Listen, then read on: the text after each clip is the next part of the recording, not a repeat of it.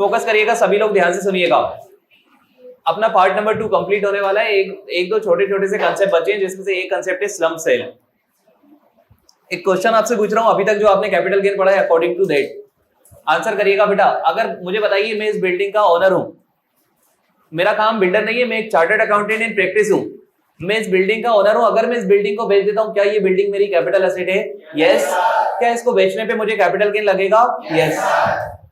समझ रहे हैं मेरी बात? सेकेंड चीज बेटा, इस बिल्डिंग में मेरे पास और कई एसेट्स हैं, जैसे कि फॉर एग्जांपल ये स्क्रीन भी मेरा क्या हो सकता है? Capital asset. अगर मैं इस स्क्रीन को बेच दूं, क्या कैपिटल गेन लग सकता है मुझे? 2 मिनट के लिए बेटा मैं जो भी आपके सामने बोलूं ना, उस चीज को आप कैपिटल एसेट मानते हुए आंसर करिएगा, क्योंकि आपको पता है जब भी आप कैपिटल एसेट को ट्रांसफर करोगे क्या तो लगेगा? Capital gain. मान लीजिए ये जो स्क्रीन है, ये क्या है? मेरा कैपिटल एसेट। क्या इसके ट्रांसफर करने पे भी कैपिटल गेन लगेगा? यस। ये कैमरा भी कैपिटल एसेट है, क्या इस पे भी कैपिटल गेन लगेगा? यस। आईपैड भी कैपिटल एसेट है, इस पे भी क्या लग जाएगा? Capital gain. अब समझिएगा एक चीज मैं आपको बता रहा हूं बेटा, या तो मैं इंडिविजुअली बेचूं, बिल्डिंग अलग, स्क्रीन अलग, कैमरा अलग, आईपैड अलग, या फिर मैं इन सबको एक साथ बेच दूं। समझिए मेरी बात, ये जो एक एक पंखा, एक एक जो असेट दिख रहा है ना, मैं सबको एक साथ बेच दूं, इसको बोलते हैं स्लम सेल। अरे आई कैन सेल इंडिविजुअली, मैं हर चीज को इंडिविजुअली बेच सकता हूं, लेकिन मेरा टाइम वेस्ट हो रहा है। क्या मैं उसकी जगह पे मुझे बेचना ही है सब चीज बेचना ही है, इंडिविजुअली तो बेच ही सकता हूं। क्या मैं सबको एक साथ एक प्राइस पे भी बेच सकता हूं? यस। अगर बेटा मैं सबको एक साथ एक प्राइस पे बेचता हूं तो उसको क्या बोला जाता है? Slump cell. That is section number 50B। और आज हम वही पढ़ने वाले हैं। एक मतलब 2 कंसेप्ट हमारे पार्ट 2 में बचे, जिसमें से एक कंसेप्ट है स्लम सेल। तो सिंपल सा कंसेप्ट है स्लम सेल का, बस देख लीजिए जल्दी से आप लोग। इधर बेटा इधर ध्यान दे रहे हो सब लोग, मैं आपसे क्या बोल रहा हूं, इधर सुन लीजिए। स्लम सेल होता क्या है समझ लेना, क्योंकि स्लम सेल का इंडिविजुअल आपसे क्वेश्चन पूछा जाता है। एक अच्छा कंसेप्ट है स्लम सेल। क्या होता है बेटा स्लम सेल? आप सब चीजों को अलग अलग ना बेचते हुए एक पूरी की पूरी अंडरटेकिंग को बेच देते हो विद ऑल असेट ऑल। समझ रहे मेरी बात? आप पूरे असेट, पूरी लाइबिलिटी के साथ अगर पूरी की पूरी अंडरटेकिंग को बेच देते हो, उसको बोलते हैं स्लम सेल। आप चाहते तो आप इंडिविजुअली भी हर चीज बेच सकते थे। यू कैन से, मतलब आप बिल्डिंग को सेपरेटली, कैमरे को सेपरेटली, स्क्रीन को सेपरेटली, सबको बेच सकते थे, लेकिन आपने बताया अपना टाइम बचाने के लिए आपने क्या करा? सबको मिला के क्या कर दिया? एक साथ आपने बेच दिया। तो इसको क्या बोलते हैं बेटा? Slum sale. क्या आपको ये बात क्लियर है? अच्छा मुझे बताइए, स्लम सेल के केस में आपने ये जो बेचा है, क्या ये सब कैपिटल एसेट है? कैपिटल एसेट ही माना जाएगा, नहीं भी होगा तो भी। तो बेटा स्लम सेल के केस में सुनना मेरी बात, बताऊंगा ऐसा क्यों। यार सब लोग आप इधर ध्यान देना, क्योंकि कंसेप्ट बहुत शानदार है और अच्छा कंसेप्ट है स्लम सेल। तो मैंने आपसे क्या बोला कि यार एक सभी चीज को आपने एक सिंगल प्राइस पे बेच दिया। बेटा वो जो सभी चीज को आपने बेचा है ना, वो आपका है कैपिटल एसेट। और क्योंकि आपने कैपिटल एसेट बेचा है तो आपको क्या लगने वाला है? Capital gain. किस सेक्शन में लगेगा? 45 सबसेक्शन 1। बेटा कैपिटल गेन लगता 45 के अंदर है, लेकिन कंप्यूट करने जाते हो सेक्शन नंबर 48 के पास। तो आप गए हो सेक्शन नंबर 48 के पास। सेक्शन 48 के पास जाते ही, जैसे ही आप जाते हो, वो आपसे सबसे पहली रिक्वायरमेंट मांगता है फुल वैल्यू ऑफ कंसिडरेशन। ठीक, section number 48 full value consideration आपसे डिमांड करेगा कि आप मुझे ये बता दीजिए फुल वैल्यू कंसिडरेशन क्या। अच्छा जनरली क्या लेते थे? Selling price. उसके 4 एक्सेप्शन देखे, 4 एक्सेप्शनल केस। इसके बाद आपने वो तो, लेकिन बेटा वो फर्जी एक्सेप्शन थे। सही एक्सेप्शन तो था 50C और 50CA, जहां पर सेलिंग प्राइस को होने के बाद भी आपने उसे लात मार दी थी, यस और नो। बेटा 50B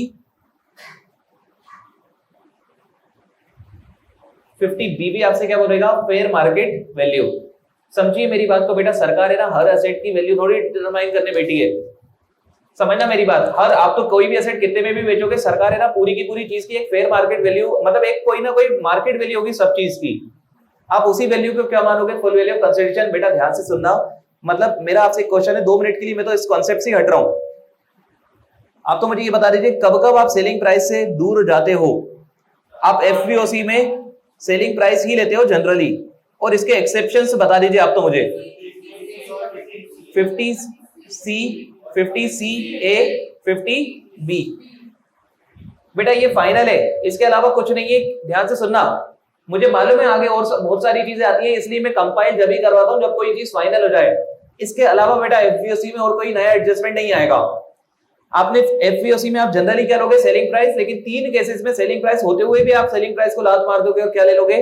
कुछ अलग चीज लोगे। जैसे बेटा यहां पर आप ले रहे थे स्टैंप ड्यूटी वैल्यू, यहां पर आप ले रहे थे सेलिंग प्राइस और fair market value whichever is higher, और यहां आप क्या लोगे डायरेक्टली फेयर मार्केट वैल्यू।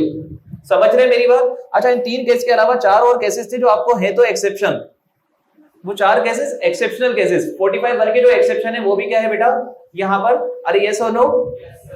इन केसेस के अलावा हमेशा क्या ही होती है? Selling price. ये बात आपको क्लियर है? तो बेटा यहां पर एफईओसी में आप क्या ले लोगे? Fair market value. चलिए, फुल वैल्यू कंसिडरेशन में फेयर मार्केट वैल्यू ले लिया, इसमें से आप माइनस कर दोगे ट्रांसफर एक्सपेंस। क्लास में बैठे मेरे कोई भी बच्चा मुझे बताएगा ट्रांसफर एक्सपेंस कहां लिखा होगा आपके पास, और नहीं लिखा होगा तो मन से अज्यूम मत करना, जीरो हो जाएगा फिर। समझ रहे हैं मेरी बात? तो यार ट्रांसफर एक्सपेंस माइनस करने के बाद क्या आ जाएगा? Net consideration. फिर आप क्या करोगे? सीओए, सीओआई और आईसीओआई। तो आपका क्या आ जाएगा? कैपिटल गेन या फिर कैपिटल लॉस। अच्छा बेटा एक चीज समझना बात को, स्लम सेल कोई इतना इजी और इतना हलवा टॉपिक नहीं है। मतलब मैं आपको क्यों बता रहा हूं कि आप ये मत समझना कि स्लम सेल खत्म हो गया। बेटा स्लम सेल तो अभी शुरू हुआ है। मैंने आपको स्लम सेल पहली चीज तो आपको बस ये क्लियर होना चाहिए कि व्हाट इज स्लम सेल, होती क्या है स्लम सेल की, आपको ये क्लियर है क्या होती है बेटा स्लम सेल? आप सभी चीज को पूरी की पूरी अंडरटेकिंग को एक साथ भेज देते हैं, उसको क्या बोलते हैं? Slump sale. तो बेटा स्लम सेल जब भी करोगे आपको सेक्शन लगता है सेक्शन नंबर 50B। ये जो सेक्शन है ना 50B, ये स्लम सेल का सेक्शन है। आपको स्लम सेल क्योंकि आपके लिए इंपॉर्टेंट है तो आपको विद सेक्शन नंबर इसको याद रखना होता है। तो सेक्शन 50B आप कैपिटल गेन कंप्यूट करने जाओगे सेक्शन नंबर 48 के पास, और सबसे पहले आप क्या ले लोगे? Full value of consideration. चलो बेटा आप ध्यान दो इधर प्लीज, सब लोग सुनना है यार, अपन को क्या है स्लम सेल को कंप्लीट करना है। सबसे पहले बेटा फुल वैल्यू ऑफ कंसीडरेशन में आप क्या ले लोगे? फेयर मार्केट वैल्यू, माइनस करोगे ट्रांसफर एक्सपेंस, क्या आ जाएगा? Net consideration. बेटा ये जो सीओए वगैरह है ना, यहां पर थोड़ा सा चेंज है, यहां पर थोड़ा सा चेंज है बेटा। मैं आपको कुछ चीजें बताऊंगा जो कि स्पेसिफिकली स्लम सेल के लिए एप्लीकेबल होगी सेक्शन 50B के अंदर। ठीक है, स्लम सेल की कुछ स्पेसिफिक चीजें हैं, सिंपल सी चीजें मैं आपको बता दूं, जब मैं कंक्लूड करूंगा तो 1 मिनट का है स्लम सेल। बेटा स्लम सेल में जब आप कॉस्ट ऑफ एक्विजिशन माइनस करोगे ना, दिक्कत ये है, समझना बात को बेटा, कितनी चीजों की कॉस्ट रही होगी तो कितनी ही कॉस्ट ऑफ एक्विजिशन माइनस करोगे, यस और नो? इसलिए बेटा सरकार ने इसका एक सॉल्यूशन निकाला। सरकार ने बोला एक काम करो ना, जो आपकी नेटवर्थ हो, all asset minus all liability of that particular undertaking. जैसे फॉर एग्जांपल अपन ने ये वाली अंडरटेकिंग बेच दी स्लम सेल में, तो इस अंडरटेकिंग के असेट मान लीजिए 10 करोड़ के हैं और इस अंडरटेकिंग की लायबिलिटी मान लीजिए 2 करोड़ की है, तो 10 करोड़ माइनस 2 करोड़ आपकी नेटवर्थ कितनी है? 8 करोड़। तो वही 8 करोड़ मतलब वही नेटवर्थ आपकी क्या मानी जाएगी? Cost of acquisition. अभी जल्दबाजी मत करना, पेशेंस रखना, बहुत सिंपल है। आप कॉस्ट ऑफ एक्विजिशन की जगह क्या माइनस करोगे? नेटवर्थ। आपको वजह समझ आ रही होगी यार, इंडिविजुअली कितनी चीजों के अपन कॉस्ट ट्रेस करते हैं, इसलिए सरकार ने आपका काम आसान कर दिया कि सारे एसेट माइनस सारी लायबिलिटी क्या कर लो? Cost of acquisition. और बेटा आपका आ जाएगा कैपिटल गेन। आपका क्या आ जाएगा? Capital gain. मतलब एक छोटा सा चेंज है बेटा। आज तक सीओए वगैरह आप क्या माइनस करते थे? जो आपकी परचेज प्राइस वगैरह होती थी, आज आप उसको नहीं कर रहे हो। आज आप क्या माइनस कर रहे हो? नेटवर्थ। और नेटवर्थ बेटा मैं आपको बता दूं, नेटवर्थ का एक ही फॉर्मूला होता है, असेट माइनस लायबिलिटी। नेटवर्थ का एक ही फॉर्मूला नहीं होता बेटा, एक और फॉर्मूला होता है, शेयर कैपिटल प्लस रिजर्व्स। मतलब मैं आपको ये बताना चाह रहा हूं कि नेटवर्थ आप कई तरीके से कैलकुलेट कर सकते हो, लेकिन यहां पर आप हमेशा करोगे असेट माइनस लायबिलिटी। यहां पर आप क्या करने वाले हो बच्चे? Asset minus liability. अभी अपन एक क्वेश्चन करेंगे, उससे क्रिस्टल क्लियर हो जाएगा, लेकिन पहले उस क्वेश्चन को करने से पहले सब कुछ समझ लेना। तो बेटा क्या आपको यहां तक क्लियर है? जो मेरा ये सेक्शन 48 जो आपके सामने दिख रहा है, क्या आपको ये क्लियर है? फुल वैल्यू कंसीडरेशन में ले ली, fair market value, transfer expense. Generally मैं आपको बता दूं, स्लम सेल के केस में वो ट्रांसफर एक्सपेंस दे देता है, वो देता है जनरली। तो यहां पर ट्रांसफर एक्सपेंस जो भी क्वेश्चन में लिखा होगा आप माइनस कर दोगे, क्या आ जाएगा बेटा? Net consideration. फिर सीओए सीओआई की जगह आप क्या माइनस कर दोगे? नेटवर्थ। आपका क्या आ जाएगा? Capital gain. ये बात क्लियर है आपको? अच्छा देखिए ना, एक बार अपन इधर देख लेते हैं। सबसे पहले तो स्लम सेल होता क्या है? पहली 2 लाइन में लिखा है, slump sale means assessee transfer entire undertaking division for lump sum consideration without assigning value selling price to individual asset. आपने एक एक चीजों को ना बेचते हुए सभी चीज को एक सिंगल प्राइस पे बेच दिया, उसको क्या बोलते हैं? Slump sale. क्लियर है आपको ये चीज? चलिए सेकंड चीज, कंप्यूटेशन ऑफ कैपिटल गेन। किस सेक्शन के पास जाओगे? 48। फुल वैल्यू कंसीडरेशन में क्या ले लोगे? Fair market value. Transfer expense minus करोगे क्या आ जाएगा बेटा, नेट कंसिडरेशन, और नेट कंसिडरेशन में से सीओए की जगह क्या माइनस कर दोगे, नेटवर्थ, आपका क्या आ जाएगा, कैपिटल गेन या फिर कैपिटल लॉस। क्या आपको ये बात क्लियर है? बेटा ध्यान से सुनना, जहां पर भी कैपिटल गेन आ रहा है वहां कैपिटल लॉस भी आ ही सकता है। कैपिटल गेन अगर प्रॉफिट है तो लॉस भी हो सकता है। पीजीबीपी में बेटा प्रॉफिट था तो लॉस भी हो सकता था। कैपिटल गेन में भी अगर इनकम है तो बेटा क्या भी हो सकता है, लॉस। आप समझिए ना यार, 1 करोड़ की चीज को अगर आपने 80 लाख में बेच दिया तो फायदा थोड़ी, नुकसान है ना। और नुकसान कौन सा है बेटा, कैपिटल वाला। अरे यस और नो? कुछ नोट लिखे बेटा, नोट बहुत इंपॉर्टेंट है। Note number 1, note number 1, no indexation in case of slump sale. बेटा आज अपन की बहुत सारी चीजें कंक्लूड होगी, मैं आपको बता दूं। एक इंडेक्सेशन वाला पॉइंट भी कंक्लूड होगा आज। अभी तक मैंने आपको टोटल 5 केसेस बताए, लेकिन टोटल पता है 5 नहीं, कितने केस हो गए, 6। ये फुल एंड फाइनल है, ये फुल एंड फाइनल है, मतलब 6 ही केस में बस इंडेक्सेशन नहीं होगा। पहले 3 केस लिखे थे प्रोविजो नंबर 3 में। थर्ड प्रोविजो टू सेक्शन 48 में लिखा था equity shares, unit of business trust, unit of equity oriented mutual fund, indexation नहीं मिलेगा। फोर्थ प्रोविजन में लिखा था डिबेंचर और बॉन्ड पे इंडेक्सेशन नहीं मिलेगा। बेटा स्लम सेल के केस में भी इंडेक्सेशन नहीं मिलेगा। और मैं आपको बता दूं, ये एक लॉजिकल सा पॉइंट है, किसी सेक्शन में नहीं लिखा ऐसा, ये एक लॉजिकल सा पॉइंट है। और लॉजिकल पॉइंट क्यों है ये आप, या तो आप मुझे बता देना, या लास्ट में मैं आपको बता दूंगा। ठीक है, लॉजिकल पॉइंट क्यों है ये आप मुझे बताना, क्यों इंडेक्सेशन की जरूरत नहीं है यहाँ पर। अच्छा देखिए, नेटवर्थ का फॉर्मूला लिखा है, नेटवर्थ का फॉर्मूला देखिए, असेट माइनस लायबिलिटीज। बेटा अगर स्लम सेल का क्वेश्चन आएगा तो 10 नंबर का मिनिमम आएगा, 10 से 12 नंबर का क्वेश्चन आता है। और सिंपल सा क्वेश्चन होता है, फ्री के मार्क्स होते हैं, क्वेश्चन रिपीटेड क्वेश्चन होता है सेम। जो क्वेश्चन अभी करवाऊंगा यही क्वेश्चन है, एकमात्र क्वेश्चन यही क्वेश्चन आएगा, बस असेट और लायबिलिटी की वैल्यू चेंज कर देंगे। सिंपल सी यही चीजें होंगी सब, है ना। इंपॉर्टेंट कंसेप्ट है, इंपॉर्टेंट मतलब उतना इंपॉर्टेंट नहीं जितनी इंपॉर्टेंट चीजें कल पढ़ी थी 50C वगैरह, लेकिन ये भी इंपॉर्टेंट पार्ट में आता है 50B। तो no indexation in case of slump sale. और नेटवर्थ कैसे कैलकुलेट करोगे, असेट माइनस लायबिलिटीज। देखिए कंपटीशन ऑफ नेटवर्थ दिखाया हुआ है नीचे। एक काम करिए, मैं आपको पढ़ा नहीं रहा हूं, आप एक बार इसको देख लीजिए, फिर मैं आपसे कुछ क्वेश्चन पूछूंगा, आंसर करिएगा। जल्दी से इसको पढ़ लीजिए एक बार, फिर मैं आपसे क्वेश्चन पूछूंगा, आप कोशिश करिएगा कि आप बिना मेरे पता है इसको आंसर कर पाओ। असेट माइनस लायबिलिटी, अच्छे से देखना बेटा, हल्के में मत लेना, अच्छे से देखना। असेट माइनस लायबिलिटी,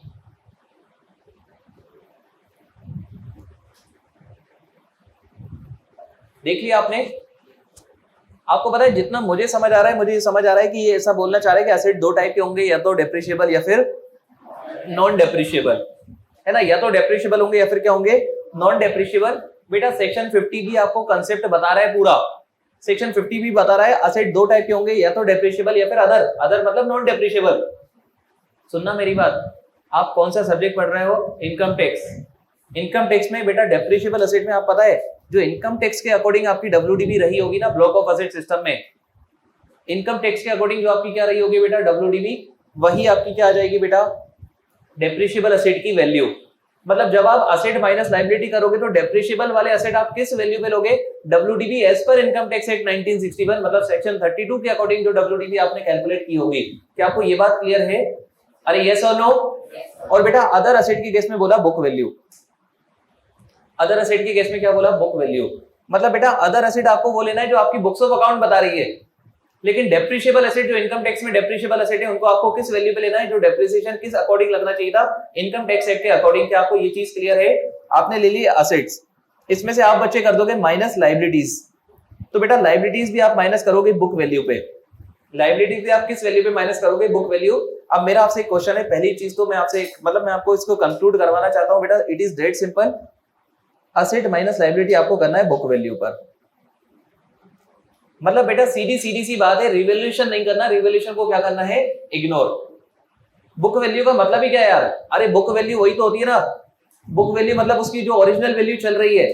तो मेरी बात ध्यान से सुनना बेटा, असेट माइनस लायबिलिटी आप किस वैल्यू पे करोगे, बुक वैल्यू।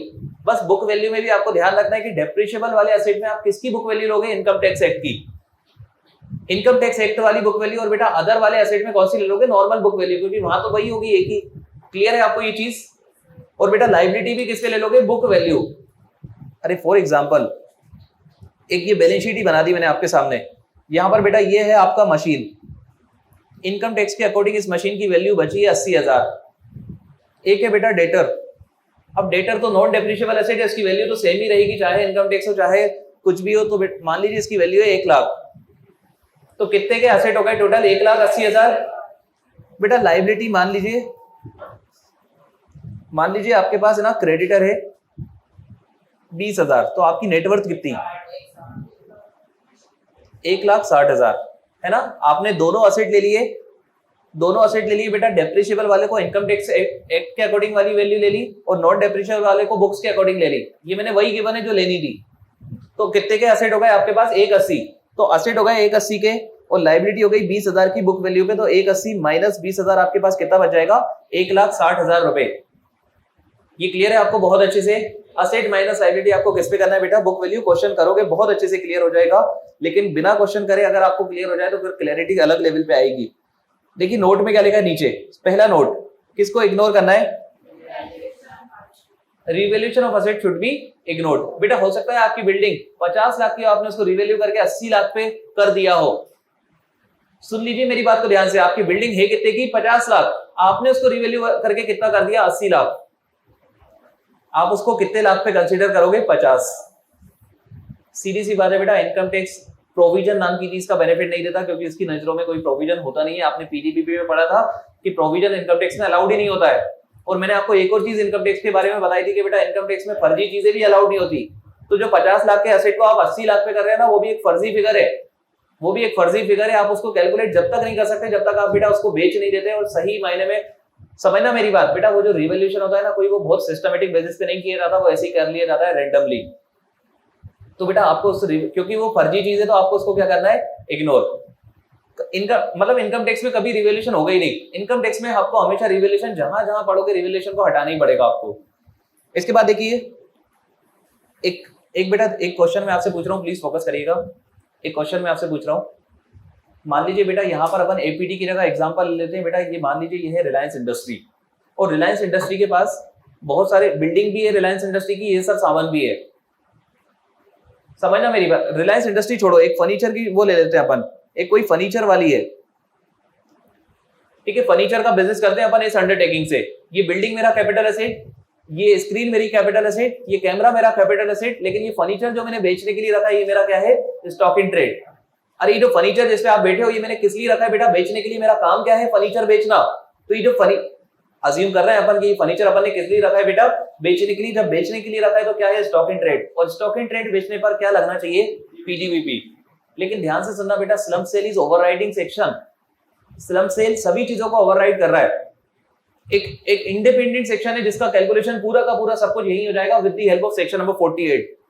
स्लम सेल के केस में बोला कि यार भले आप स्टॉक भी बेच दो स्लम सेल में, तो भी आप उसको कैपिटल एसेट मानते हुए क्या ही लगाओगे? Capital gain. मतलब slump sale will always be treated as capital asset. Slump sale के केस में हमेशा आपको क्या ही लगने वाला है? Capital gain. क्या आपको ये बात क्लियर है बेटा? ध्यान से सुनना, आपको इस बिल्डिंग के बेचने पे भी कैपिटल गेन, इस पे भी कैपिटल गेन, स्टॉक के बेचने पे भी क्या लग रहा है? Capital gain. कोई भी बच्चा अलग से दिमाग नहीं लगाएगा कि वो फर्नीचर वगैरह जो उसका स्टॉक है उसका पीडीपीपी कैलकुलेट करे, नहीं। स्लम सेल के केस में बेटा एक ही चीज होगी, वो क्या होगा? Capital gain. क्या आपको ये चीज क्लियर है? ये आपके लिखा है पॉइंट नंबर 2 में, that was all about slump sale. क्या लिखा है बेटा? No profit in PDPP arise even if stock is transferred in slump sale. अगर बेटा आपके साथ सब कुछ साथ बेचने के चक्कर में कुछ स्टॉक भी बिक जाए तो भी बेटा उस पर क्या ही लगेगा? Capital gain. उस स्टॉक पे आप क्या नहीं लगाओगे? पीडीपीपी। क्या आपको ये चीज क्लियर है अच्छे से? ये पॉइंट नंबर 2 रीड करिए जल्दी से। देखिए क्या लिखा है। अरे मेरे बच्चे प्लीज ध्यान से सुनो सब लोग। Asset minus liability. बेटा असेट माइनस लायबिलिटी करोगे तो क्या नेगेटिव भी आ सकता है? क्या किसी पर्सन की नेटवर्थ नेगेटिव भी हो सकती है? नेटवर्थ नेगेटिव हो सकती है, लेकिन कॉस्ट ऑफ एक्विजिशन कभी भी नेगेटिव नहीं हो सकती। इसलिए देखिए क्या लिखा है पॉइंट नंबर 2 में, if net worth become negative then COA will be nil. Please ध्यान दीजिए, प्लीज फोकस करिए। अगर आपकी नेटवर्थ नेगेटिव भी हो जाए, समझ लीजिए बेटा, फुल लॉजिकल बात है, नेटवर्थ नेगेटिव हो सकती है बेटा। नेटवर्थ नेगेटिव होती है ना जब आप इंसॉल्वेंट होते हो। अरे जब मेरी लायबिलिटी ज्यादा होती है और मेरे पास पैसे रिसीव करने के रिसोर्सेज कम होते हैं, तो उसी को क्या होते हैं? Insolvency, bankruptcy. अरे यस और नो? तो बेटा नेटवर्थ किसी भी पर्सन की, किसी भी कंपनी की नेगेटिव हो सकती है, लेकिन बेटा कभी भी क्या नेगेटिव नहीं हो सकती? Cost of acquisition. तो यार अगर नेटवर्थ आपकी नेगेटिव आ रही है तो आप कॉस्ट ऑफ एक्विजिशन को क्या ले लेना? 0। मतलब नेगेटिव मत होने देना, ज्यादा से ज्यादा कितने तक ले जाओगे? 0 तक। क्या आपको ये बात क्लियर है? अच्छा पॉइंट नंबर 4 देखिए। पॉइंट नंबर 5 देखिए आप तो, नेचर ऑफ कैपिटल गेन। बेटा एक चीज बताओ, आप क्या बेच रहे हो, कैपिटल एसेट का नाम क्या है? सेक्शन 2 क्लॉज 14 के अकॉर्डिंग कैपिटल एसेट का नाम क्या है बेटा? अंडरटेकिंग। आप पूरी की पूरी क्या बेच रहे हो? अंडरटेकिंग। कैपिटल एसेट 1 साल 2 साल 3 साल कौन से क्राइटेरिया के अकॉर्डिंग निकालोगे? एक बारीक क्वेश्चन है, एक ऐसा क्वेश्चन है जो आप मुझे बता सकते हो अगर आप सोचो सही लेवल पे। आप बेटा अंडरटेकिंग बेच रहे हो, कैपिटल गेन किस, मतलब आप लॉन्ग टर्म शॉर्ट टर्म किस बेसिस पे डिसाइड करोगे? बेटा 1 साल वाले में 3 असेट थे, उसमें ये नहीं है। 2 साल वाले में 2 असेट थे, उसमें भी ये नहीं है। वहां पर इमूवेबल प्रॉपर्टी थी, स्लम सेल नहीं था। वहां पर अंडरटेकिंग नहीं थी, क्या थी? Immovable property. यहां पर बेटा आप सब कुछ बेच रहे हो, तो सब कुछ बेच रहे हो मतलब क्या? एनी अदर असेट, और एनी अदर असेट मतलब 3 साल। तो शॉर्ट टर्म करोगे या लॉन्ग टर्म करोगे, इट विल डिपेंड अपॉन 3 साल वाले क्राइटेरिया। क्या आपको ये बात क्लियर है? बेटा एक चीज ईमानदारी से बताओ, आपको जो मैं बातें समझा रहा हूँ समझ आ रही है या नहीं आ रही है? पक्का? मैं एक क्वेश्चन पूछता हूँ, एक क्वेश्चन जो मैंने आपको पढ़ाया नहीं, लेकिन मैं एक्सपेक्ट कर रहा हूँ कि आप पर ये क्वेश्चन बताओगे अकॉर्डिंग टू पीजीबीपी। मतलब पीजीबीपी से कुछ ना कुछ इसका रिश्ता नाता है। कौन बताएगा मुझे? पहले हाथ उठा दे। बेटा प्लीज फोकस करना सब बच्चे यार। आपको पता है यहाँ पर असेट माइनस लाइबिलिटी शायद करना है, असेट माइनस लाइबिलिटी। इससे रिलेटेड मैं एक क्वेश्चन पूछूंगा, पीडीबीपी से भी रिलेटेड है। बेटा पीडीबीपी के अंदर मान ले उस असेट पे मैंने 35 एडी के अंदर 100% डिडक्शन ले लिया। आपको आज पता है कि कुछ सेक्शन में आपको 100% डिडक्शन मिलता है असेट का, तो उस असेट को तू यहां पर लेगा या नहीं लेगा? मतलब आपसे लॉजिकल बात पूछ रहा हूं बेटा, किसी एसेट का बेनिफिट आप ऑलरेडी ले चुके हो व्हाइल कंप्यूटिंग पीडीबीपी, क्या आप उसका बेनिफिट डुअल लोगे? नहीं। मैंने आपको ये पीडीबीपी में बताया था कि यार कोई भी बेनिफिट एक ही बार मिलेगा आपको। तो बेटा अगर कोई ऐसा एसेट है, ऐसा नहीं है कि एसेट की वैल्यू नहीं है बेटा, वैल्यू है, लेकिन उसका बेनिफिट आप ले चुके हो। तो अगर कोई ऐसा एसेट है जिसपे आप 35 एडी या कोई भी ऐसे सेक्शन में 100% डिडक्शन ले चुके हो, तो you will consider value of that asset is 0। आप उसकी वैल्यू क्या ही लोगे? 0। क्या आपको ये बात क्लियर है? चलिए बैठ जाइए। अच्छा ये कंसेप्ट बहुत छोटा सा है, आपको मैं बता दूं बेटा, ये आधा पेज का कंसेप्ट है, लेकिन इंडिपेंडेंट क्वेश्चन आएगा इसमें से 10-12 नंबर का अगर आया तो, ठीक है। और मैं आपको एक चीज और बता देता हूं बेटा, सबसे ज्यादा चांसेस कैपिटल गेन में कहां से क्वेश्चन आने की होती है, मैं आपको वो बता देता हूं आज। बेटा एक सेक्शन है 112 जो आपने अभी तक पढ़ा ही नहीं है, सबसे ज्यादा चांसेस उस सेक्शन से होती है। इस 112 के बाद बेटा चांसेस होती है कि 50C से रिलेटेड क्वेश्चन आए, जहां पर स्टैम्प ड्यूटी वैल्यू गिवन होती है आपको। 50C के बाद बेटा चांसेस होती है कि वो जो 4 एक्सेप्शन आपने पढ़े थे ना, वहां से क्वेश्चन आए। 4 एक्सेप्शन जो आपने पढ़े थे, है ना, conversion of capital asset etcetera. और बेटा इसके बाद भी अगर कोई चांस होती है, तो चांस होती है कि 50B से स्लम सेल का क्वेश्चन वो आपसे पूछ ले। और जी अगर स्लम सेल का क्वेश्चन आएगा तो वो 10 से 12 नंबर का होगा जी। अच्छा अगर 8 नंबर का जाए तो ऐसा नहीं है आप एग्जाम में खड़े हो जाए कि नहीं मास्टर ने तो बोला 10 नंबर का, तो मुझसे बदला लेने के लिए वहां खड़े हो जाओ। नहीं, जितने भी अगर 2 नंबर का भी आ जाए तो सॉल्व कर देना। तो बेटा नहीं, मैं बता रहा हूं जनरली 10-12 नंबर का आता है, कभी कभी 8 नंबर में भी पूछा गया है। वैसे भी जनरली वाली चीज तो नहीं होती आईसीआई में। इसके बाद बेटा सुनो, या तो 112A पूछेगा, ये मैं आपको प्रेफरेंस बता रहा हूं उसका, क्या वो क्या पूछता है आपसे, 112A पूछेगा, या फिर बेटा वो पूछेगा आपसे 50C वाला कैपिटल गेन, या फिर वो आपसे पूछेगा वो 4 एक्सेप्शनल में से। उन 4 में भी मैं आपको बता दूं सबसे इंपॉर्टेंट था कन्वर्जन ऑफ कैपिटल एसेट या फिर जॉइंट डेवलपमेंट एग्रीमेंट, वो 2 केस, ठीक है, वो 2 केस का पूछता है। या फिर बेटा वो पूछता है आपसे स्लम सेल। और अगर उसने ये सब नहीं पूछा तो उसके पास एक नॉर्मल कैपिटल गेन का भी क्वेश्चन होता है, जहां पर जनरली सेलिंग प्राइस को ही आप क्या ले लेते हो, फुल वैल्यू, मतलब एक नॉर्मल कैपिटल एसेट का क्वेश्चन, जो कि आपसे बेटा जिस भी बच्चे ने क्लास अटेंड करी होगी वो नॉर्मल वाला क्वेश्चन तो कोई गलत कर ही नहीं सकता, मतलब उसमें कुछ होता ही नहीं है। बस वो फॉर्मेट सेक्शन 48 का फॉर्मेट आपको डालना पड़ेगा और वो कैपिटल गेन कंप्यूट हो जाएगा, वैसा क्वेश्चन, लेकिन उसकी चांसेस सबसे रेयर है। चलो अब एक काम करिए बेटा, ध्यान से सुन लो सब लोग, आपके लिए एक होमवर्क दे रहा हूं।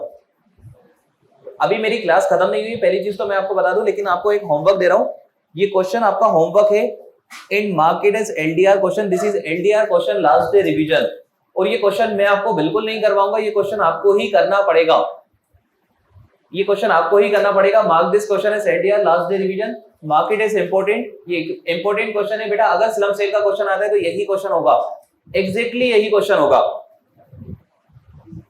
अगर स्लम सेल का क्वेश्चन आएगा तो बच्चे एग्जैक्टली यही क्वेश्चन होता है आपके सामने। मतलब आपको स्लम सेल के लिए एक ही क्वेश्चन की प्रैक्टिस करनी है, वो ये है, और आपको आखिरी दिन भी इसको देखकर जाना है।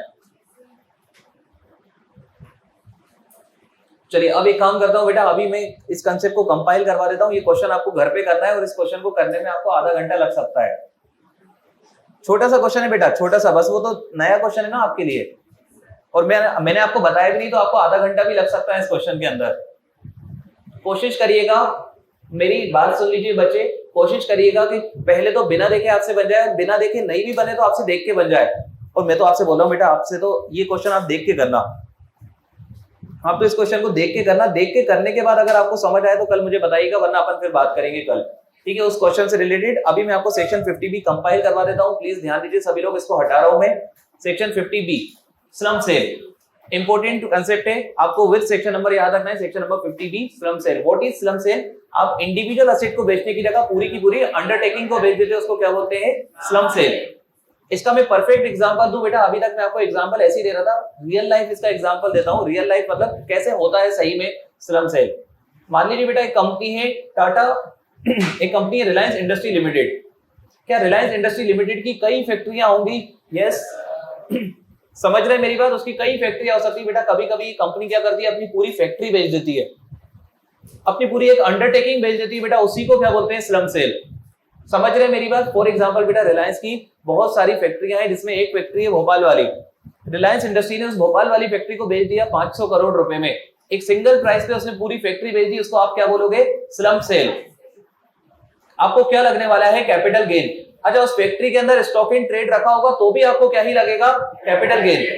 कैपिटल गेन कंप्यूट करने के लिए आप जाओगे सेक्शन नंबर 48 के पास। फुल वैल्यू कंसीडरेशन में आप क्या ले लोगे? Fair market value. अरे उस फैक्ट्री को किसी ने वैल्यू किया होगा और एक वैल्यू निकाली होगी कि इस फैक्ट्री की वैल्यू कितनी है, वही वैल्यू आप क्या ले लोगे? Full value of consideration. Minus करोगे ट्रांसफर एक्सपेंस, क्वेश्चन में आपको गिवन होगा। आपके पास क्या रहेगा बच्चे? Net consideration. क्या आपको ये बात क्लियर है? अच्छा, नेट कंसीडरेशन में आप जो माइनस आज तक करते थे स्लम सेल में, वैसा नहीं करोगे। आप क्या माइनस कर दोगे? नेटवर्थ। ये भी क्लियर है? अच्छा, नेटवर्थ निकालना बड़ा आसान, असेट माइनस लायबिलिटी। रिवैल्यूड वाली या नॉर्मल वाली? मतलब रिवैल्यूएशन कंसीडर करोगे या लात मार दोगे? आप किस वैल्यू पे लोगे? बुक वैल्यू पे। अरे यस और नो? अच्छा, असेट दो टाइप के, डेप्रिशिएबल, नॉन डेप्रिशिएबल। डेप्रिशिएबल के केस में आप इनकम टैक्स वाली वैल्यू लोगे, नॉन डेप्रिशिएबल में आप नॉर्मल वाली वैल्यू। और बेटा लायबिलिटी भी किस पे लोगे? Book value. रिवैल्यूएशन कंसीडर करोगे या नहीं? एक क्वेश्चन मेरा आपसे, सोच समझ के आंसर करिएगा, थोड़ा रुक के आंसर करिएगा। नेटवर्थ क्या नेगेटिव हो सकती है? लेकिन क्या परचेज प्राइस नेगेटिव हो सकती है? नेटवर्थ नेगेटिव हो सकती है, और यहां पर आप माइनस का कर रहे हो नेटवर्थ।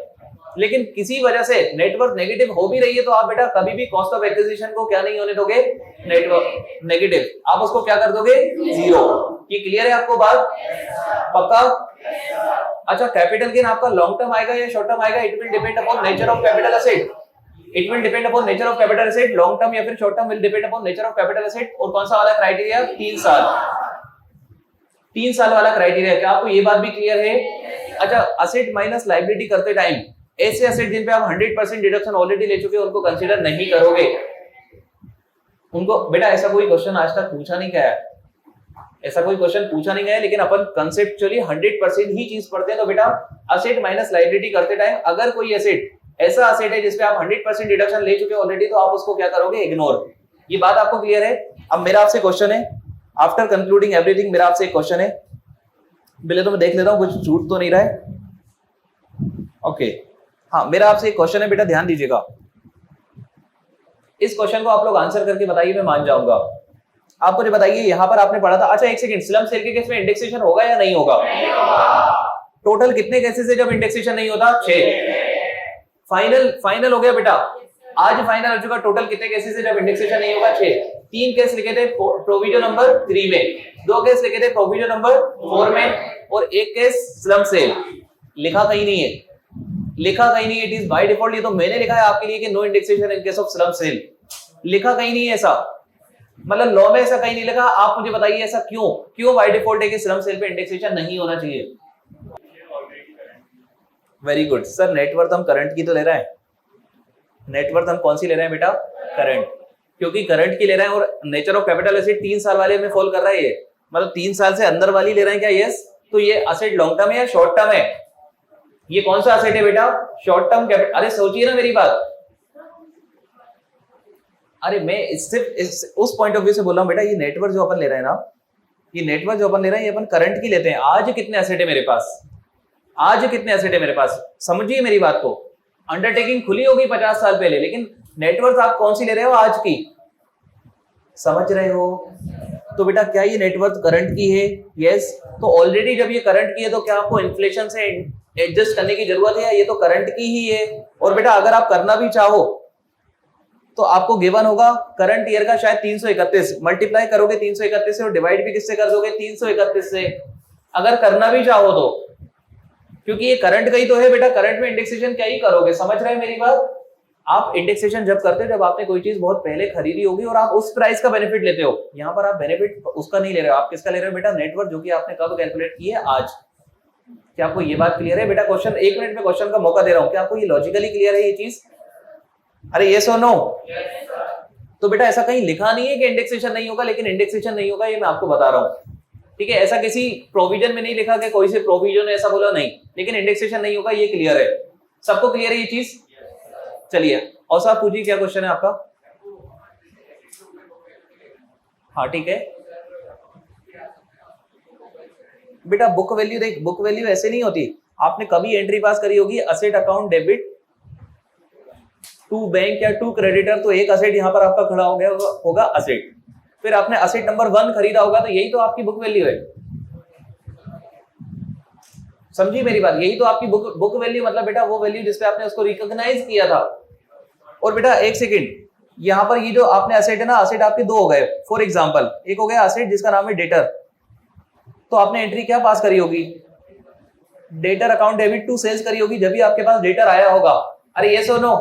एक आपने डेप्रिशिएबल असेट खरीदा मशीन, एंट्री पास करी machine account debit to creditor, तो बेटा यहां पर क्या देख रहा होगा? मशीन। बताइए इन दोनों में से कौन सा वाला डेप्रिशिएबल असेट है? तो मशीन की जब आप वैल्यू लोगे कौन सी वाली लोगे? इनकम टैक्स एक्ट वाली। और नॉन डेप्रिशिएबल वाला की कौन सी लोगे? जो बुक में, मतलब जो बैलेंस शीट में ही लिखी है। क्लियर है आपको ये चीज? अच्छा एक चीज, ये आप असेट आज के ले रहे हो या पुराने कभी के ले रहे हो? बेटा आज के। अरे जिस दिन अंडरटेकिंग बेच रहे हो उस दिन कितने असेट थे, कितनी लायबिलिटीज थी? करंट की नेटवर्थ है, क्योंकि करंट की ये सीरीज का क्या नहीं होगा? इंडेक्सेशन। आई होप ये क्लियर है। क्लियर है आपको? स्लम सेल, स्लम सेल के अंदर अपन क्या पढ़ रहे थे बेटा? What was slump sale? Please focus करिएगा, प्लीज पार्टिसिपेट करिएगा। इंडिविजुअल असेट को बेचने के बदले में पूरी की पूरी बिल्डिंग को विद ऑल असेट बेच देने को क्या बोलेंगे? Slump sale. इंडिविजुअल असेट को बेचने के बदले में पूरी की पूरी अंडरटेकिंग, पूरी की पूरी फैक्ट्री को बेच देने को क्या बोलेंगे? Slump sale. स्लम सेल जैसे ही होगा बेटा, कैपिटल गेन कंप्यूट करने आप जाओगे सेक्शन नंबर 48 के पास, और सेक्शन नंबर 48 के पास जैसे ही आप जाते हो वो आपसे बोलता है फुल वैल्यू कंसीडरेशन कितना? Fair market value. कंक्लूड कर दिया था बेटा कि कब अपन selling price, generally selling price के आगे बढ़ेंगे अपन, ठीक है? पूरे केसेस मैंने आपको बताए थे। तो यार ये आखिरी केस था आपका स्लम सेल। यहां पर फुल वैल्यू कंसीडरेशन में आप क्या लेने वाले थे? Fair market value. अच्छा माइनस क्या करोगे? माइनस ट्रांसफर एक्सपेंस, क्या आ जाएगा? Net consideration. इसके बाद माइनस करोगे सीओए, सीओआई। अरे यस और नो? फोकस करिएगा, ध्यान से सुनिएगा बेटा। आपको पता है यहां पर सीओए माइनस ही करना, यहां पर आप क्या माइनस करोगे? नेटवर्थ। यहां पर आप क्या माइनस करोगे? Net worth. What is net worth? Asset minus liabilities. Accounts में होता होगा नेटवर्थ कैलकुलेट करने के कई तरीके। इनकम टैक्स में नेटवर्थ कैसे ही निकालोगे बेटा? Asset minus liabilities, that too on book value. मतलब किसको इग्नोर करना है? रिवैल्यूएशन। समझना मेरी बात, असेट माइनस लायबिलिटी आपको करना पड़ेगा और बेटा आपको रिवैल्यूएशन को क्या करना पड़ेगा? इग्नोर। एक एग्जांपल आपके सामने दे रहा हूं, मान लीजिए बेटा ये बिल्डिंग आपकी 5 करोड़ की थी, आपने इसको रिवैल्यू करके 15 करोड़ कर दिया, तो जब आप नेटवर्थ कैलकुलेट करोगे इसको कितने अमाउंट पे कंसीडर करोगे? 5 करोड़। Ignoring revaluation. क्या आपको ये बात क्लियर है? अच्छा वापस से section number 48 full value consideration में क्या ले लोगे? Fair market value minus transfer expense, क्या रहेगा? Net consideration. माइनस करोगे नेटवर्थ, असेट माइनस लायबिलिटी किस वैल्यू पे? बुक वैल्यू पे। मैंने आपको कुछ चीजें बताई थी बेटा, जैसे कि स्लम सेल के केस में इंडेक्सेशन नहीं होगा। स्लम सेल शॉर्ट टर्म है या लॉन्ग टर्म है, will depend upon 3 years criteria. मतलब स्लम सेल हो रही है तो बेटा आप वो उसको कौन से वाले क्राइटेरिया में लेके जाओगे, 3 साल, एनी अदर असेट। ये भी क्लियर है सबको? अच्छा, कोई ऐसा असेट है जिसका बेनिफिट आप ऑलरेडी पीडीवीपी के अंदर 100% ले चुके थे, तो क्या आप स्लम सेल में उस असेट को कंसीडर करोगे? नहीं। क्या आपको ये वाली बात भी क्लियर है? चलिए एक काम करते हैं बच्चे, अपन एक क्वेश्चन मैंने आप लोगों को होमवर्क दिया था, मैंने आपसे बोला था इस क्वेश्चन को डिस्कस नहीं करूंगा, लेकिन वो डिस्कस तो उसको करना ही था क्योंकि एकमात्र क्वेश्चन है स्लम सेल का, और एकमात्र मतलब यही क्वेश्चन एग्जाम में आएगा, अगर एग्जाम में भी तो आएगा तो, एंड दैट इज इजी, मतलब इजी क्वेश्चन होता है आपके लिए ये। किस किसने ये होमवर्क सीरियसली लेके करा है? अब ट्राई की बात कर रहा हूं बेटा, ट्राई की बात कर रहा हूं, ट्राई किया है, ओके। इजी होता है बेटा, सेम क्वेश्चन आता है, अगर स्लम सेल का क्वेश्चन आएगा तो यही क्वेश्चन आएगा। चलिए प्लीज फोकस करेंगे। Mister Akash is the proprietor of Akash enterprise having 2 units. Mister Akash is the proprietor of Akash enterprise having 2 units. बेटा एक एंटिटी है आकाश एंटरप्राइज जिसके अंदर टोटल 2 यूनिट्स है। He transferred on 1/4/2021 his unit number 1। बेटा इसने unit number 1 को क्या कर दिया है? ट्रांसफर। आपको मैंने बताया था कि पूरी की पूरी अंडरटेकिंग, पूरी की पूरी फैक्ट्री, पूरी की पूरी यूनिट, पूरी की पूरी बिल्डिंग को ट्रांसफर करने को ही क्या बोलते हैं? Slum sale. क्या ये क्या स्लम सेल का है? यस, क्योंकि 2 यूनिट है, सामने वाले ने 1 यूनिट बेच दी। अच्छा लिखा भी है by way of slump cell for a total consideration of 25 lakh रुपए। बेटा आपने कितने में बेची है? 25 लाख रुपए। इग्नोर 25 लाख रुपए, इग्नोर 25 लाख रुपए while calculating capital gain. You will consider fair market value as full value consideration, yes or no? Yes sir. लिखा है the fair market value of the unit on 1/4/2021 is 30 lakh. क्या यही आपकी full value of consideration है? Sir this is full value of consideration 30 lakh रुपए। ठीक है, ये आपका क्या है? full value of consideration। आगे लिखा है unit 1 was started in the year 2005-6। एक सेकेंड, यूनिट 1 कब स्टार्ट करी थी? 2005-6। कब बेची है? 2021। Long term capital asset. This ये जो भी अपन ने बेचा है, क्या बेचा है? This unit 1 is a long term capital asset, yes or no? Yes sir. और डिसाइड कौन से वाले क्राइटेरिया के अकॉर्डिंग किया है? 3 साल वाले क्राइटेरिया के अकॉर्डिंग। आगे लिखा है expenses incurred for this transfer by 28,000। आज तक बेटा मैं आपको पता है सिर्फ थ्योरेटिकल बताता था कि ट्रांसफर एक्सपेंस लिखे होते हैं, देखो ऐसे लिखे होते हैं। आज देख लो आप, ट्रांसफर एक्सपेंस बेटा आज तक आपके हर बार आता है फॉर्मूले में, लेकिन लिखा आज पहली बार अपन को दिख रहा है। क्या लिखा है बेटा? ट्रांसफर एक्सपेंस कितना है? 28,000। बिल्कुल क्लियर कट क्वेश्चन में लिखा होता है ट्रांसफर एक्सपेंस। क्या आपको ये बात क्लियर है? चलिए लिखा है हिज बैलेंस शीट। अच्छा बैलेंस शीट का क्या काम?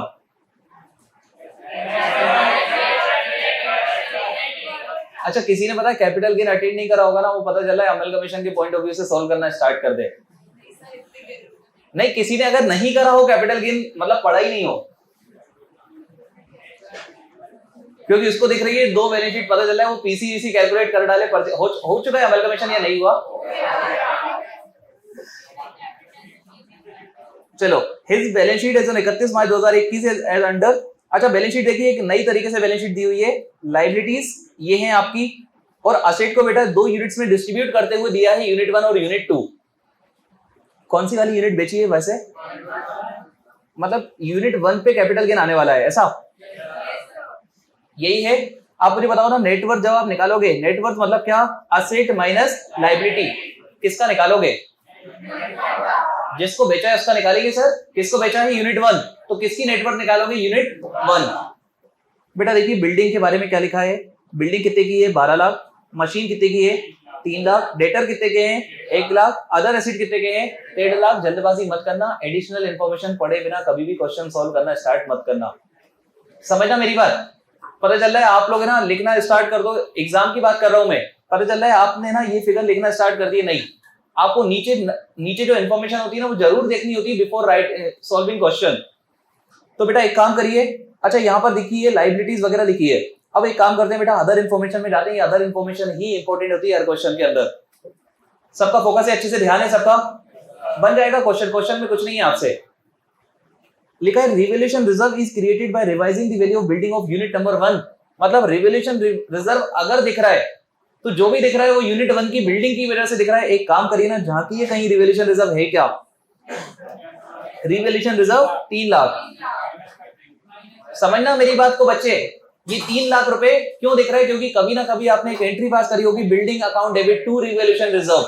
कितने से करी होगी? 3 लाख। लेकिन इनकम टैक्स में आपको रिवैल्यूएशन को क्या करना था? इग्नोर।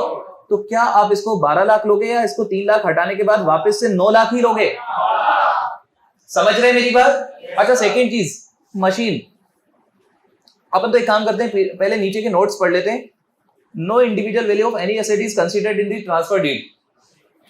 बेटा जब अपन पूरी की पूरी यूनिट को एक सिंगल प्राइस पे बेचते हैं ना, उसी को क्या बोलते हैं? Slump sale.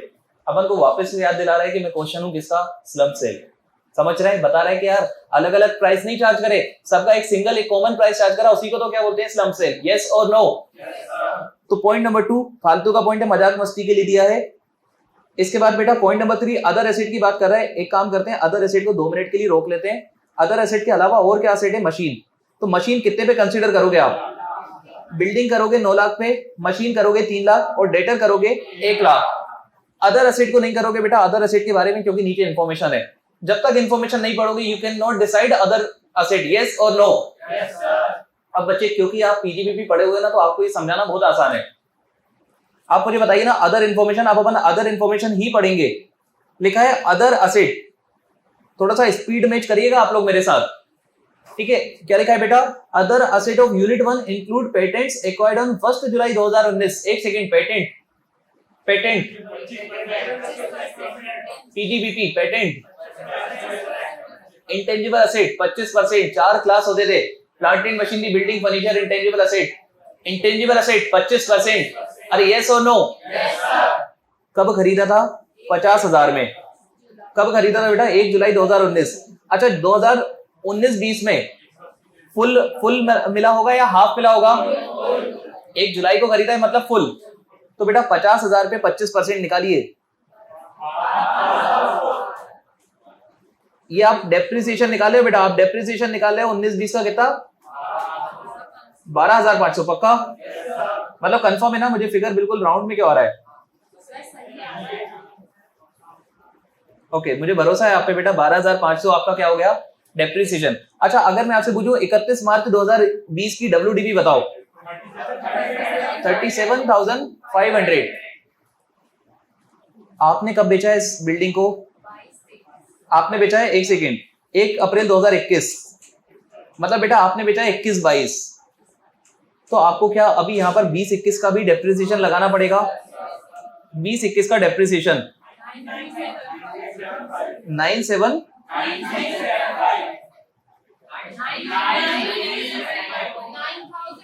अच्छा ठीक है, मेरे ही कान तोतले बेटा। 9375 बेटा प्लीज फोकस करिएगा। डेप्रिसिएशन कैलकुलेट करने के 2 तरीके होते थे, WDV, SLM। आपको बताया गया था कि SLM मेथड हर किसी को नहीं मिलता, सिर्फ 3 लोगों को मिलता है, पावर जनरेशन, डिस्ट्रीब्यूशन, ट्रांसमिशन। बाकी सभी लोगों को क्या मिलता है? WDV। तो ये जो पर्सन है इसको भी क्या मिला होगा? WDV। 50,000 की कोई चीज थी 19-20 में, 12,500 का ऑलरेडी डेप्रिसिएशन ले चुके हो। मतलब बेटा 20-21 में उसकी वैल्यू कितनी बची होगी? 37,500। और डेप्रिसिएशन किस पे मिलेगा? 37,500 पे कितना मिलेगा? 25%। मेरा आपसे एक और क्वेश्चन, आप मुझे बताओ ना, 31 मार्च 21 की WDV बताओ। 31 मार्च 21 की WDV 28,125। मेरा आपसे क्वेश्चन है बेटा, क्या आप 21-22 का डेप्रिसिएशन लगाओगे?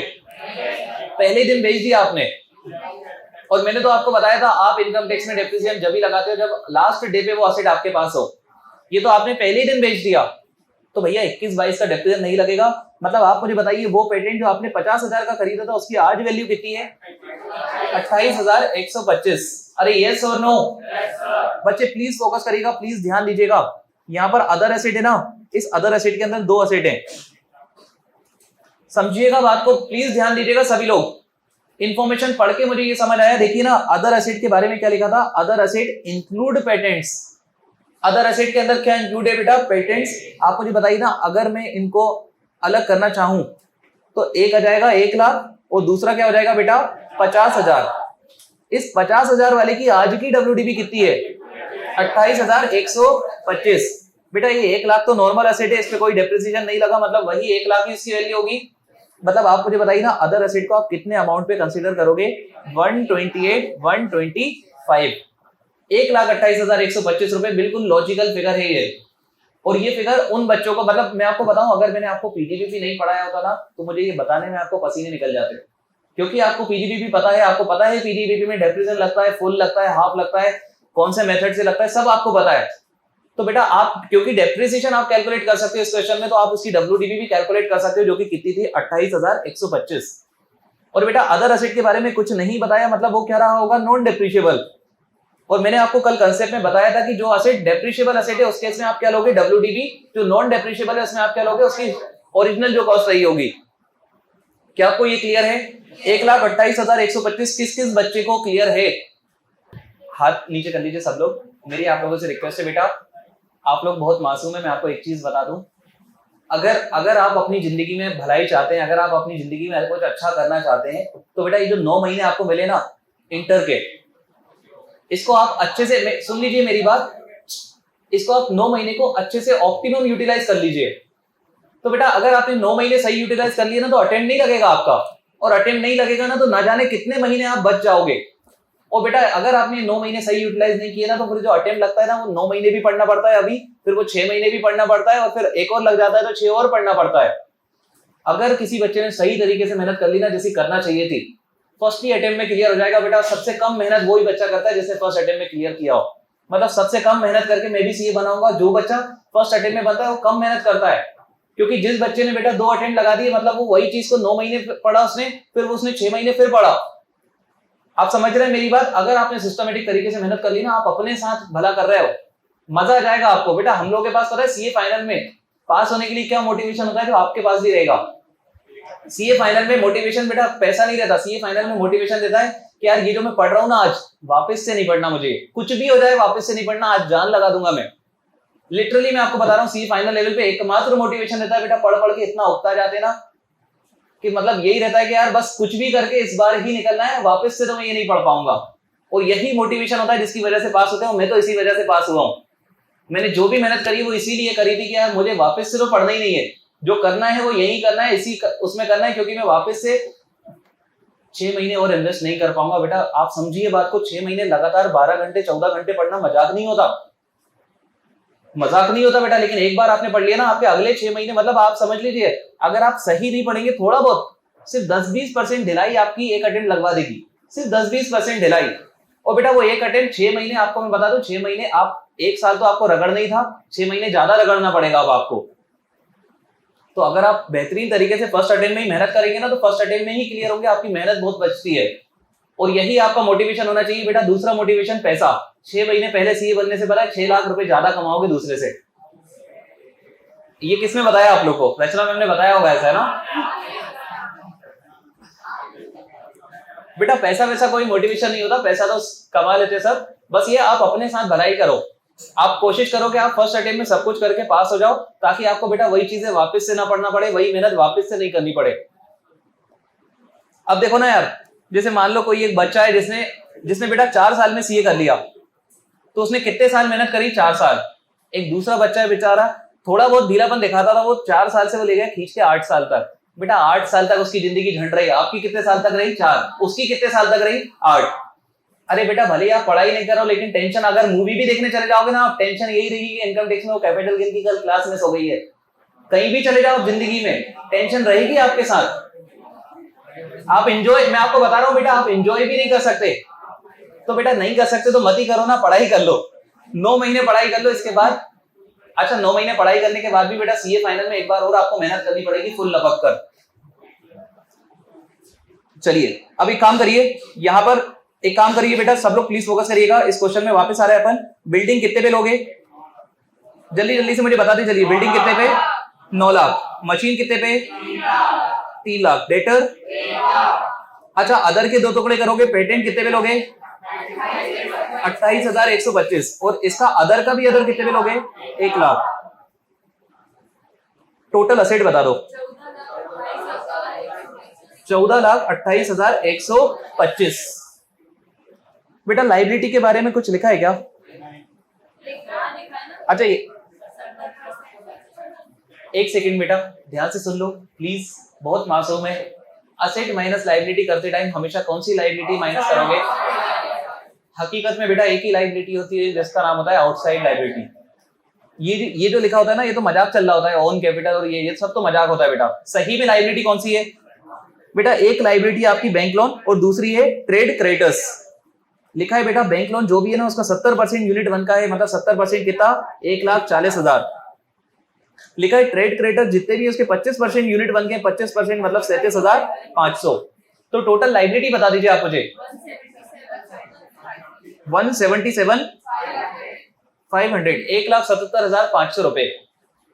1,77,500 रुपए आपकी आ जाएगी लायबिलिटीज। और बेटा आपको चाहिए थी ना आपको चाहिए थी लायबिलिटी, ना आपको चाहिए था असेट, आपको तो चाहिए था दोनों का डिफरेंस। बताइए कितना? 12,50,625। This is your network. क्या इसी को आप सीओए मान लोगे? यस। और क्या आप इसका इंडेक्सेशन करोगे? नहीं। तो अगर मैं आपसे कैपिटल गेन कंप्यूट करना चाहूं बेटा, एक प्यारे से सेक्शन के पास जाते हो जो आपको बहुत अच्छा लगता है, सेक्शन नंबर 48। एफबीओसी में आप लिख लोगे 30 लाख माइनस 28,000। बेटा पहला क्वेश्चन है जहां पर ट्रांसफर, मुझे जितना ध्यान आ रहा है पहला क्वेश्चन है जहां पर ट्रांसफर एक्सपेंस है। क्या आ गया? Net consideration 29,72,000। इसमें से आप माइनस कर दोगे नेटवर्क, कितना था? 12,50,625। आपका क्या रहेगा capital gain? 17,21,375। This is your long term capital gain since the asset is long term capital asset. क्या आपको ये क्वेश्चन क्लियर है?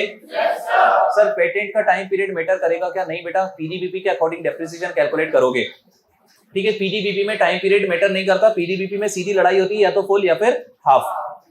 ठीक है, या तो पूरा मिल जाता है या आधा मिलता है या मिलता ही नहीं है। 17,21,375। चलिए एक काम करिए बेटा, ध्यान से सुनिए।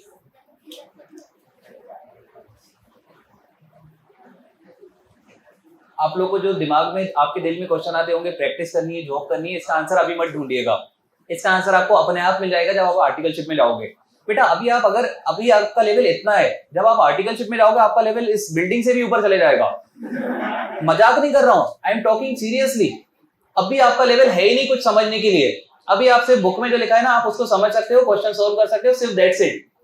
और मैं आपको बता दूं बेटा, आप ये बुक्स वगैरह पढ़ के सीए नहीं बनोगे, आप सीए बनोगे हकीकत में आर्टिकलशिप की लाइफ में। और वो ऐसा टाइम आएगा जब आप एग्जैक्टली अपने लिए डिसाइड कर पाओगे कि आपको प्रैक्टिस करना चाहिए, आपको जॉब करना चाहिए। क्योंकि आपको जॉब वाले भी सीए दिख रहे होंगे, आपको प्रैक्टिस वाले भी दिख रहे होंगे, और आपको सब कुछ दिख रहा होगा, कैसे प्रैक्टिस में काम होता है, कैसे जॉब में काम होता है, आपको हर चीज पता होगी। और क्योंकि आपको हर चीज पता होगी तो आप 1 मिनट में डिसीजन ले लोगे कि यू शुड डू, मतलब आपको प्रैक्टिस करना चाहिए, आपको जॉब करना चाहिए, एसेट्रा एसेट्रा। तो ये क्वेश्चन अभी के लिए आप लोग के बहुत इररिलेवेंट से क्वेश्चन होते हैं। अब मेरी बात ध्यान से सुनिए, एक लास्ट कांसेप्ट बता रहा हूं ताकि अपना पार्ट नंबर 2 कंप्लीट हो जाए। इसके बाद अपन पार्ट नंबर 3 पढ़ेंगे, बहुत इंटरेस्टिंग पार्ट है। लेकिन इस चीज को समझ लीजिए पहले, एडवांस मनी फॉरफिटेड। एक काम करिए क्लास में से, अच्छा ये 2 लाइन का कांसेप्ट है लेकिन हल्का कांसेप्ट नहीं है ये 2 लाइन का कांसेप्ट बहुत टेक्निकल कांसेप्ट है। प्लीज फोकस करिएगा, हर बच्चा क्लास में फोकस करिएगा, ध्यान दीजिए सभी लोग। जिस बच्चे ने क्लास अटेंड नहीं भी करी है ये कांसेप्ट उसको समझ आ जाएगा, क्योंकि ये सबके लिए नया है। Advance money forfeited. अब बच्चा एक बात बताइए, एडवांस मनी तो सब समझते हैं क्या होती होगी, व्हाट डज फॉरफिट मींस? क्या कर लेना? जब्त कर लेना। आपने पढ़ा होगा शेयर फॉरफीचर, कंपनी अपने शेयर्स को वापस ले लेती थी। अरे यस और नो, उसको क्या बोलते थे? फॉरफीचर। एडवांस मनी फॉरफिटेड मतलब शेयर्स को फॉरफिट किया है या एडवांस मनी को फॉरफिट किया है? बच्चे एक चीज सुनना मेरी बात, प्लीज ये 2 लाइन को मत पढ़िएगा। आपके सामने भले दिख रही है 2 लाइन, मत पढ़िएगा, इसको रीड मत करिएगा, बिल्कुल भी मत देख रहा हूं।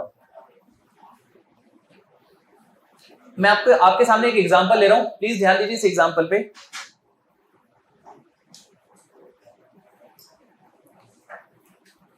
ये बेटा बिल्डिंग है मिस्टर एक्स की।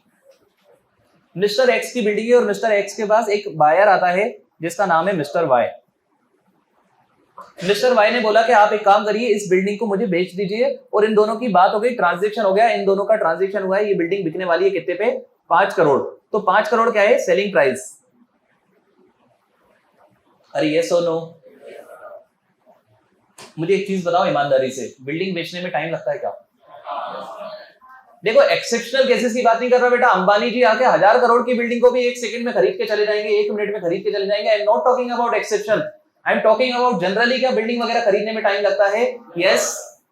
आप मुझे बताओ बेटा एक चीज, मिस्टर एक्स को ये बिल्डिंग बेचनी है और मिस्टर वाई को ये बिल्डिंग खरीदनी है।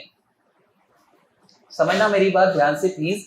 आप मुझे बताइए बेटा, मिस्टर वाई इस बिल्डिंग को खरीदने आएगा, हो सकता है बेटा 1 साल लग जाए बिकते बिकते, तो 1 साल तक, क्योंकि आपकी बात किससे चल रही है, मिस्टर वाई से, क्या मिस्टर एक्स किसी थर्ड पर्सन को ये बिल्डिंग बेचेगा? नहीं। क्यों नहीं बेच रहा है, वजह बताइए मुझे। क्योंकि बेटा पहले ही किसी से उसकी बात चल रही है, लेकिन बेटा इस बात का कोई ठोस ऐसा कुछ मतलब कुछ टोकन मनी होना चाहिए जिससे मिस्टर वाई ना पलट जाए। पता चल रहा है आपने मिस्टर वाई की वजह से इस बिल्डिंग को बेचा नहीं, और 1 साल बाद मिस्टर वाई ने लेने से मना कर दिया, तो क्या आपको तकलीफ हो सकती है? क्योंकि इस बिल्डिंग को आप किसी और को बेच सकते थे, लेकिन आपने नहीं बेचा क्योंकि आपकी किससे बात चल रही थी, मिस्टर वाई। समझ रहे हैं क्या मेरी बात? तो बेटा इस सिक्योरिटी के लिए अगर आप होते बीइंग एक नॉलेजेबल पर्सन, आप होते बेटा, आप किसी को बिल्डिंग वगैरह बेच रहे हो तो क्या आप उससे कुछ एडवांस में पैसा ले लेते ताकि उसको खरीदना पड़े वो? अरे यस और नो? तो बेटा यहाँ पर ये जो बायर है ना, इससे अपन ने ले लिया कितना एडवांस, मान लीजिए बेटा 10 लाख रुपए। और आपको पता है ना ये 10 लाख रुपए क्यों लिए?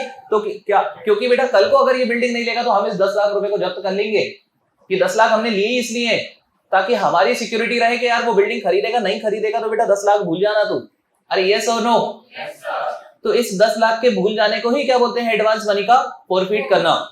इंपॉर्टेंट कंसेप्ट है एग्जाम के पॉइंट ऑफ व्यू से, अगर वो टेक्निकल क्वेश्चन पूछना चाहेगा तो एडवांस मनी का उसमें पॉइंट आएगा। और ये 2 लाइन का कंसेप्ट है, अच्छा कंसेप्ट है, मतलब आपको फोकस से सुनना पड़ेगा। कंसेप्ट बहुत इजी है, मैं आपको बता दूंगा, लेकिन पहले ये जो एनालिसिस कर रहा हूं इसको समझ लेना ताकि आपको दिमाग में क्लियर रहे। एडवांस मनी फॉरफिटेड समझ गए क्या होता है बेटा? आपको कुछ पैसा एडवांस में मिला था, मान लीजिए बेटा वो सेल वगैरह नहीं हो पाई तो आपने उस पैसे को जब्त कर लिया, फॉरफिट कर लिया, इसको आप क्या बोलते हैं, एडवांस मनी फॉरफिटेड। क्या आपको ये बात क्लियर है? चलिए अब बेटा एडवांस मनी फॉरफिटेड के केस में आपको एक डेट याद रखना पड़ेगी, रटना पड़ेगी उस डेट का। वो डेट है बेटा 1/4/2014, 1/4/2014, 1/4/2014। ये डेट आपको याद रखनी पड़ेगी, कोई ऑप्शन नहीं है आपके पास, ठीक है? 1/4/2014। और बेटा इस 1/4/2014 को आप याद रखोगे मोदी जी से।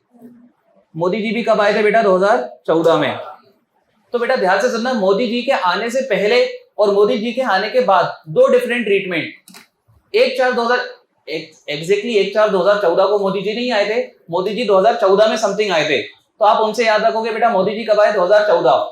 तो मोदी जी के आने से पहले ट्रीटमेंट कुछ और था, आने के बाद ट्रीटमेंट कुछ और है, और ट्रीटमेंट क्या है वो मैं आपको बताऊंगा। आपको डिसाइड करना पड़ेगा कौन सा वाला देना है इन एग्जाम।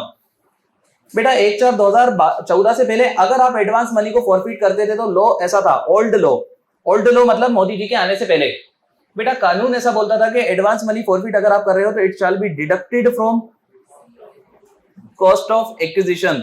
आपकी जो सीओए होती है ना, आपको बहुत अच्छे से आता है सीओए, कॉस्ट ऑफ एक्विजिशन। बेटा कैपिटल गेन कंप्यूट करते टाइम सीओए माइनस करते हो, index cost of acquisition calculate करते टाइम सीओए का इंडेक्सेशन करते हो।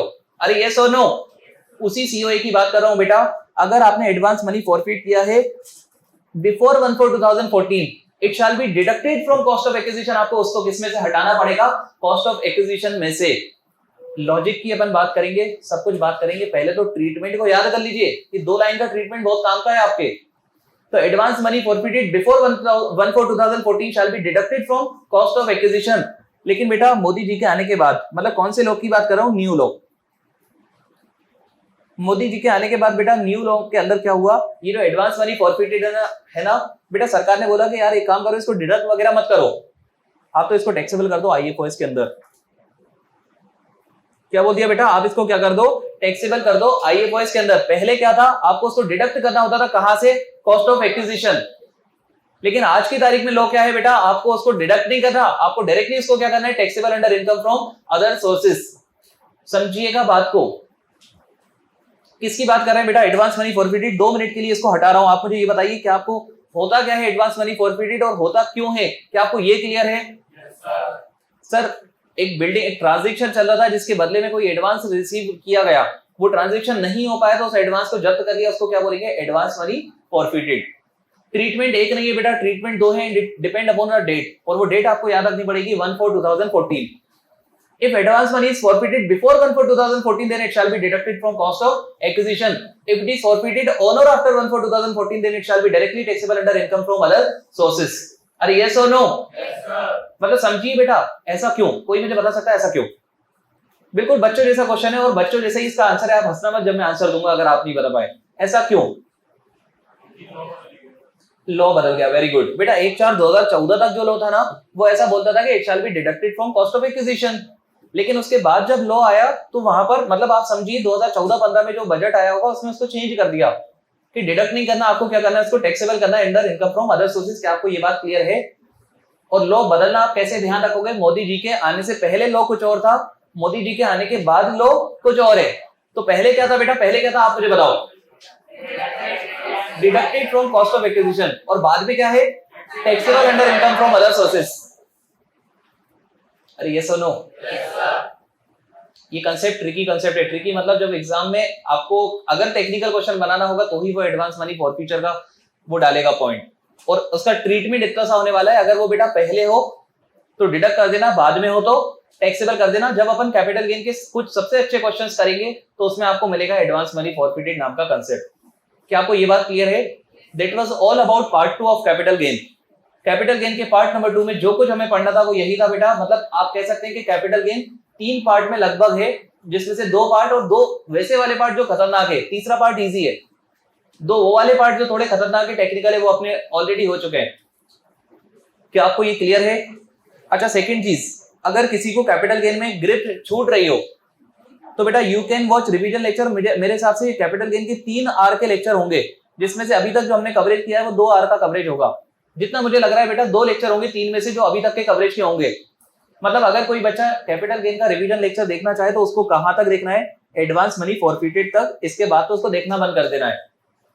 समझ रहे हैं क्या मेरी बात? लेकिन उन बच्चों की बात कर रहा हूं जिनको ग्रिप नहीं है। जिनको ग्रिप है उनको देखने की जरूरत नहीं है, हम इकट्ठा देखेंगे पूरा कैपिटल गेन कंप्यूट करने के बाद। क्लियर है आपको ये चीज? जिनको ग्रिप नहीं है, जिनको ऐसा लग रहा है भूल रहे हैं, they can use revision lecture for revising. जिनको ग्रिप है बेटा आप मत देखना, अभी पूरा कंप्लीट करने के बाद अपन पूरा लेक्चर देखेंगे रिवीजन। अभी बेटा अगर मैं आपसे कुछ क्वेश्चंस पूछना चाहूं, आप मुझे बताओ ना, दोनों ट्रीटमेंट में कोई फर्क है क्या? देखो फर्क तो है।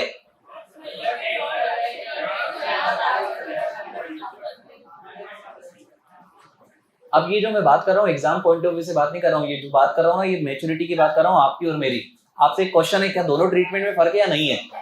एग्जाम में नहीं पूछेगा वो, कभी एग्जाम में नहीं पूछेगा जो मैं आपसे बात कर रहा हूँ, लेकिन आप अपने आप को डेवलप करने के लिए इसको जरूर सुनिएगा। एक पे टैक्स लग रहा है, एक पे टैक्स नहीं लग रहा। अगर आपको ऐसा लगता है तो आप गलत हो, दोनों में टैक्स तो लग रहा है, दोनों में टैक्स लग रहा है बेटा।